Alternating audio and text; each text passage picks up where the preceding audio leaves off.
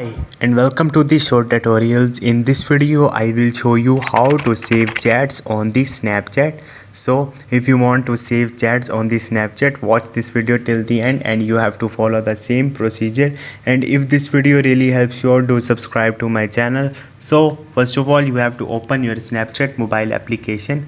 Once you will open it, now I will give you two ways to save chats on the Snapchat. First way is that you can select any person you want to save chats, and you will see page like this. Now go to the more, and here you will see delete chat option. So select this, and you have to select after 24 or after viewing. So select this. So to save chat, this is the one option. Other way is that you can simply send a message to anyone, hi, and then you have to tap on this message and this message is saved. So you can save chats on the Snapchat in this way. So hope this video will helpful for you. If you have any question, you can ask me in the comment section, and don't forget to subscribe my channel. Thank you.